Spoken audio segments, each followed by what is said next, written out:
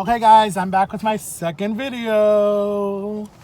Okay guys, so what's Gucci, what's poppin', what's good, Reese fam? I don't know why I say that all the time, it's so stupid.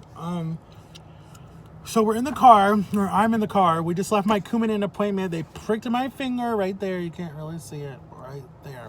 And they said my level was 1.8 or whatever. It's a little low, but it's okay. And then I figured out that, he told me that I'm coming up almost on my 6 months mark, and then I can stop.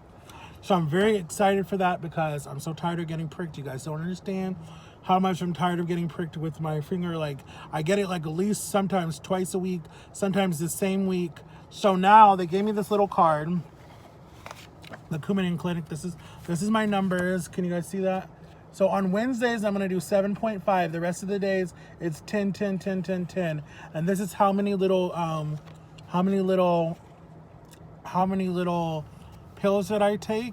I take 2 pills every night at 5 o'clock. And I've been on it almost 6 months. And this is the card that they give you for my next appointment is 91919. So the 9th month, the 19th day, and the 19th year. And it's at 2:15 Thursday, in 2 weeks. So that will be my next appointment. And I'm excited because Wendy starts the next day. So yes, I can watch Wendy, her 11th season. I'm a big Wendy watcher. I would love to go to one of her tapings or one of her live shows. Her tickets are free. So if I ever go to New York, I want to go see Wendy. Because I want to be like her one day and have my own show or something. I want my show to be fun. Guys, I have so many big dreams for the Reese Boy fandom and for Reese Boy itself, or for Matthew Cross, whatever. I have so much dreams now that I've lost the weight, and this has been the biggest thing that is like always have hold me down, pushed me down, ruined my self-confidence, has destroyed my faith in humanity and life and people. Depression is not a fun thing, and that was another thing I want to talk about today. Depression is very scary. I know I talk a lot about mental illness and depression on here because I deal with it. So that's why I share it with other people, because I want my channel to be knowledge and I want it to be educational for my young viewers, for my older viewers, for people who might not even know that they're dealing with it, because it comes in so many different ways. If you have days that you wake up crying, or you have days that you're going to sleep crying, or you have weeks that you're crying, or you're moody, you're rude to people, you're disrespectful to people, you're mean to your parents, you're mean to your kids, you're mean to your best friend or your sister, whoever, and you don't know why, that's depression, or that's anxiety, or that's stress. Depression can happen from, there's so many, it's such a big thing. There's so many different ways of depression. There can be depression that is really mild and you're just a little sad some days and have really sad days. And then there's days that you're like really fine and you're cool and there's no problem. And then you have days where you're like really, really, really stressed out. Then there's depression that you get from, dramatic situations in your life, stuff that has happened in your life, things that have, what you witnessed, things that have happened to you, that is called PTSD, okay? Post-traumatic stress disorder. I think that's the definition. I don't know if I'm right about it. I'm really smart. I don't know how I remember all this, but I was diagnosed with that in 2013, or 2011, 2013. After when I went through something. I'm going to share that with you guys later. I just want to grow my audience a little more because I want to touch more people and help more people. But I was diagnosed with that. I've dealt with that for the last 8 or 9 years. I don't even know how long it's been, since 2013 or 2011. I saw over 8 counselors, never liked any of the counselors. I liked some of them, but I wasn't ready to listen.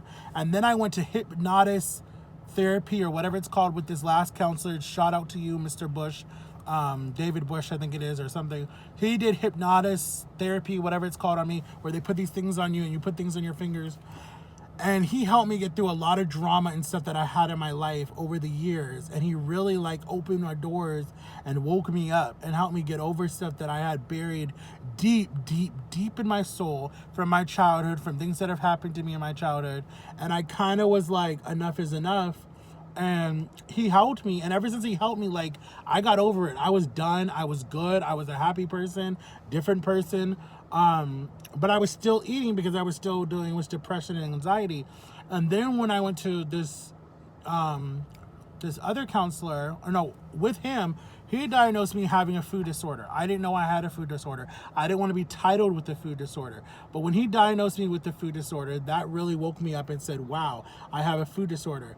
And then they were like, well, do we want to treat it? Do we want to put you on medication? So they tried putting me on, my primary doctor tried putting me on antidepressant medication, Zoloft or something, whatever it was that I was on. I don't remember, for antidepressant or something with a Z. So I did that for 6 months. It was at 10 milligrams, or started at 5. It was too low. They went up to 10. 10 was still too low for my size. I wanted to go to like, I don't know, whatever number. And she was like, we can go to 100 milligrams, but then you'll be really really tired and really like stressed out. Or not stressed out. You'll just be really groggy and tired and just sad a lot, And I'm like, well, I don't want to feel like that because I'm a happy person and people are not going to want to know that I'm drugged or see me drugged. So we just stopped it altogether because she was like, if you don't feel like you have depression or anxiety anymore, let's just stop it. So we stopped it. We never continued it. And then I got sick and all this stuff happened. And guys, I have to be honest with you guys. I was just eating for the heck of it. I wanted to die. Like, I didn't even care. I used to tell my mom when I would get in fights with her, I just want to die. Like, let me eat myself into a death. But when I realized, she kept saying, Matthew, you're not going to die like the way you think you're going to die. You're going to die by suffering because you're going to be, one, you're going to get diabetes and have to prick yourself every day. Or two, you're going to end up with something and you'll have to be on an oxygen tube the rest of your life. 3, you're going to end up stuck in a bed, miserable, can't move, can't shower, can't use the bathroom. People have to wipe you down. You're going to lose all your privacy. Well, lost that already. But anyways, you're just like, they were just like, you're going to go out in a miserable way. You're not going to die. If God has a purpose for you, you're not going to die. God is going to keep you on this earth as long as he needs you on this earth. And if he didn't take you home when you were a baby, you have a purpose. If he didn't take you home when you were in your teens or your young adults, then you have a purpose. I've been on this earth now 30 years, and I didn't even know what my purpose is until I really started YouTube, until I realized that, wait, I mean, growing up, I helped so many people and I did so much stuff for so many people, but I stopped when I got kind of mad after my ex-girlfriend. I kind of like just gave up. But YouTube has kind of made me open my doors. Like, I want to help people again. I want to be that person that I was before. And it's taken me a lot of time to just be like, this is what you were put on this earth for, is to help people. And so with all that said, if you're dealing with mental illness, if you're dealing with something, you need to realize that in the bottom of your heart, there's something still alive. There's somebody, there's something there. There's God is with you no matter where you are, no matter what situation you are. If you feel like no one loves you, all you have to do is get on your knees and pray to God, and he will answer your prayers. It maybe not right away, maybe not in a month, maybe not in 6 months, maybe not in a year, but he hears you. I pray to God and I get frustrated too, like, God, why aren't you listening to me? And I feel like he waited until I was ready to help me lose weight, to help me stay focused, to help me to want to do this. And I mean, you have to know what you're worth, and you have to know, like I always say, you have to understand what your purpose is and why you were put on this earth. And it might take you 30 years like it took me, but it might take you younger. I mean, I look at these little kids who want to serve God and are doing stuff at 5, 6, 7 years old, and I'm like, what the heck? What about me? Like, I mean, I was serving God. I was doing stuff like that too. I used to try to witness to everybody, the mailman, the post office man, police officers, everybody I tried to witness to, because my mom was teaching us about God at that age. I accepted Jesus into my heart at 5 years old. I remember exactly. My dad was downstairs, came home from long work.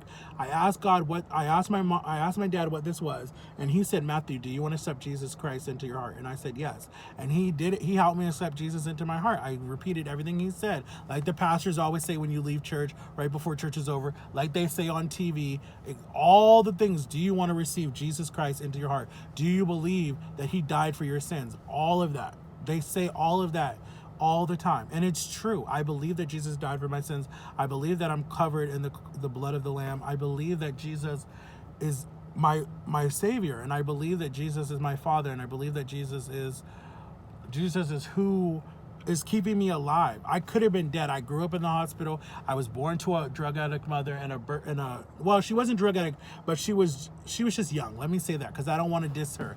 Let me say that. But there were drugs involved, and she was 18 when she had me, and she couldn't keep me, and she wanted to, but she couldn't. And my father was not able to, he was locked up, and they, back then, they didn't tell, the agencies didn't tell the parents that the fathers, that they had kids. They would just sign it and not even tell anybody. So a lot of fathers didn't know that they had children until years later. But my birth dad knew that I existed. He felt it. And when I found him in 2014 or 15, I still have not met him. He's blind and he lost both of his legs. But I have 4 sisters. 1 sister died. I met my only grandma on that side, who I was her only boy grandson. And then she died the following year. I never got to meet her. She actually died in September. Her anniversary is coming up soon. And on that side, they're all big, overweight, so I know where I get it from. But I'm trying to break that gene pool. But then on my birth mom's side, I've met her. She came to my graduation. She lives 6 hours from me in South Carolina. That is getting hit right now by the hurricane. And she's going to come down for Christmas, and we're going to hang. We haven't seen each other since I graduated high school. And then I had 3 brothers on that side.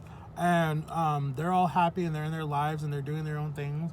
And one of my brothers, I think he was here, but he moved, I think. Shout out to you. I'm the second oldest. My oldest brother is older than me. She had him when she was 17. So being adopted is another story that I can help other people that were adopted and feel neglected and feel abandoned. And for the longest time, I felt abandoned and neglected. I felt like, why couldn't you keep me? And I had that feeling for the longest time. And I finally realized that she gave me life. I'm a blessing. She didn't have to give me life. She could have had an abortion, but she said, no, this is my child. This is a life. And she gave me to the family that I'm with now because, they wanted children. They wanted a lot of children. And I've been taken care of my whole life, and I've lived a good life. I've had things happen. Everybody has things happen to them in their life. Not everyone lives a perfect life. Not one person on this earth is perfect. Not one person. So just for all of that said, I know I've been running my mouth, guys, but just know from the bottom of my heart, okay, my heart is big.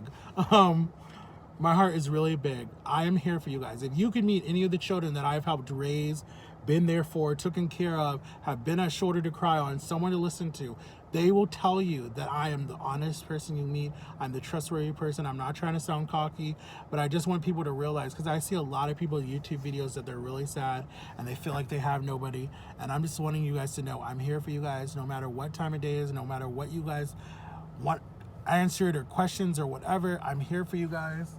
You guys can talk to me about whatever. One day I hope to meet everybody. I hope to do a big fan meetup. One day I really want to meet people. I really want to change the world one step at a time. And I want to be serious about this. I don't want to just say it and then totally change when I make it big. There's no way, guys. I want a good team behind me that loves God and wants to change and different stuff. And I want to start collabing with a lot of people that love God and want to put messages out there. I would really love to do videos with my sister, but I can't because of her job. But one day maybe we can do something together. Videos are coming with my best friend soon. Stuff is happening. Get your coldest water bottle, guys. Link is going to be below. Use my code WATERBREAK and get a free shipment and get a water bottle. Help me out to help you guys out. And I love you guys so much for watching. Thank you for watching my second video of the day. And if you're dealing with depression or anxiety, talk to your doctor, talk to your SAFE coordinator, or talk to your SAFE, whatever it is at school, and talk to your parents. Let your parents know, because it is the suicide thing for children is raised so much in the last 5 or 6 years. And there's a movie called 13 Reasons Why on Netflix talking about suicide, and some I think is good and some it's not. Produced by Selena Gomez, and she's dealt with depression and suicide. So I'm really a big fan of that, and I try to tell people to watch so they can understand what suicide does to people who love you that is left behind. So if you guys are feeling that way, please reach out to the 1-800 number that they have for people that are dealing with suicide or depression or anxiety. And I love you guys so much, and just know that you are worth something and that God loves you. All right, guys, and I love you. Peace.